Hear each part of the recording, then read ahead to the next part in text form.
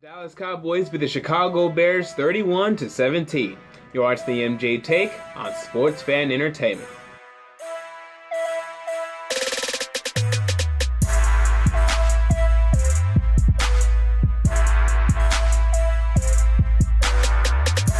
The MJ Take on Sports Fan Entertainment. Dallas Cowboys get it done in Dallas, beating the Chicago Bears 31-17. No surprise at the final score of this game. Cowboys covered the spread. I guess that's the most fascinating thing here, but I thought that they would, and they did. Either winning 24-14, this game ended up being a little more high scoring than I thought, but at the end of the day, the Cowboys got it done. Ezekiel Elliott. I know that's the guy you guys really want me to touch on today. I've been critical of Ezekiel Elliott ever since he came out of Ohio State. Basically, I'll remind you, not because I'm really trying to pound this in, but because, guys, we have new viewers on this channel every day. I'm not a big fan of the Ezekiel Elliott pick just because I don't think he's worth the fourth pick in the draft. I would probably take him with the late first rounder, maybe an early second rounder, because I think he's a guy that will be a pretty good running back in the NFL, like a Lamar Miller type. In fact, he even looks like Lamar Miller a lot, okay? Today, 30 carries, 140 yards. So you look at the 140 yards, you say, wow, look at that yardage, okay? It's a good game.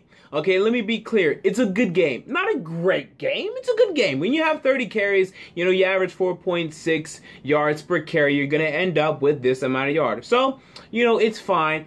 I don't think that this disproves anything that I've said. I think Lamar Miller, if you give him 30 carries, he can give you 140 yards if you would have signed him for agency. I don't think that this shows that he's Adrian Peterson, that he's Marshawn Lynch, that he's Jamal Charles, that he's, an elite running back. It shows that he's pretty good. I never said he was going to be a bust. Some people think I said he was going to be a bust. No, he's going to be fine. He's probably going to run for 1,100 yards this year.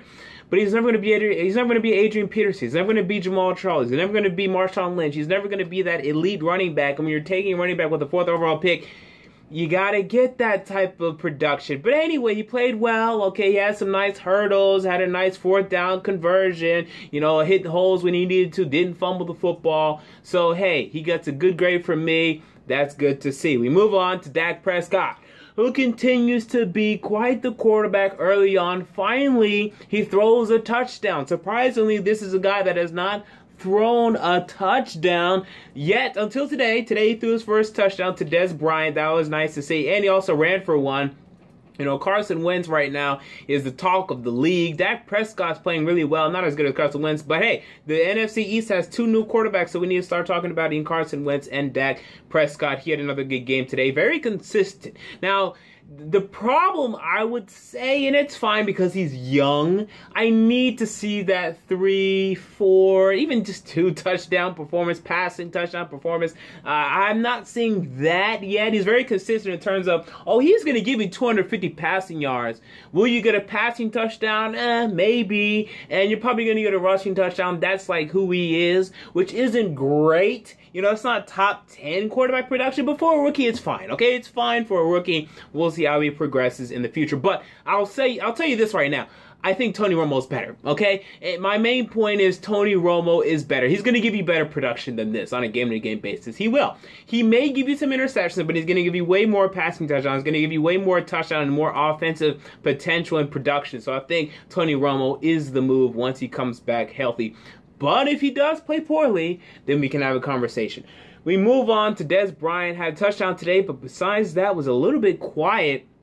Terrence Williams had his best game of the year, although he still has some clownish plays because that's his move. Cole Beasley, he's been consistent this year, and a consistent, pretty good slot corner, so that's good for them. Jason Witten didn't do much. I told you to sit him in fantasy football. Hopefully you listened to me. Alfred Morris snuck in for a touchdown. Lucky Whitehead, Lance Dunbar, they all had carries today. About 35 carries from the running backs today. 40 carries total for the Cowboys team. They ran the football. That's their identity. That's what they want to do, and that's what they did today. And we move on to the Chicago Bears.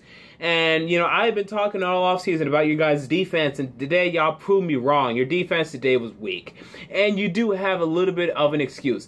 Injuries have taken a toll. Adrian Amos, Eddie Goldman, Danny Trevathan, guys are getting banged up, guys are getting injured, guys are missing games defensively for your football team, and it's hurting. And you can see it today. It was hurting your defense.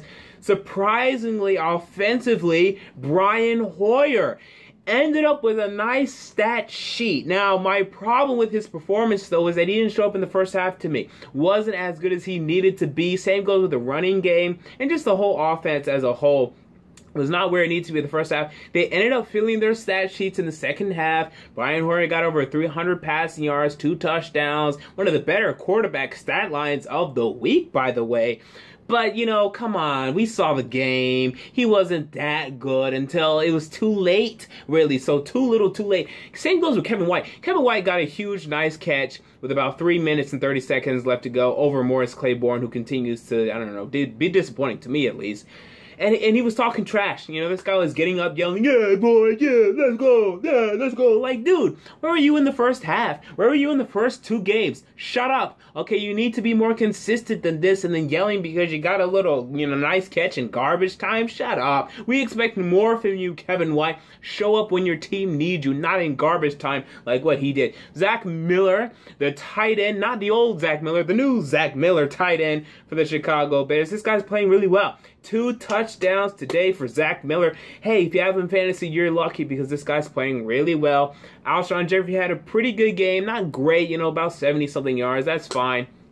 But the Bears right now, man, I don't know what their identity is offensively. Do they want to run the football? Doesn't look like it because they're throwing the ball a lot because they're getting behind early. And, you know, the running game isn't working. They're benching Jeremy Langford. Jordan Howard starting to get carries. And it looks pretty good, Jordan Howard. So, you know, give him some more carries. But the Bears are a mess. You know, that's the problem right now. The Chicago Bears are a mess. You know, you showed me some fight today. You know, you didn't lie down and let the Cowboys run all over you. You did for, you know, the first half, but not for the second half. So I'll give you that. Next week, you guys go up against the Detroit Lions. You host the Lions in Chicago. I have the Lions winning that game. I'll tell you that right now. But hey, if you come out and you play like this, maybe you could end up, you know, winning that game or at least being competitive. I mean, but for right now, we have to consider the Chicago Bears as one of the worst teams in the NFL. They're just looking that way. It's not looking good. John Fox is not coaching as well as I thought he would coming into the season, and it's quite disappointing to see. They need to get some guys back healthy. Pernell McPhee, you know, Adrian Amos, Eddie Goldman, Danny Trevathan. But even when they come back healthy, will it be good enough? I don't know. The Bears just do not look very good this year. So what are you guys' thoughts on the game? Comment down below. I want to know. If you enjoyed the video, make sure to like and most importantly to subscribe. And until next time, this has been the MJ Take on Sports Fan Entertainment, and I'm out.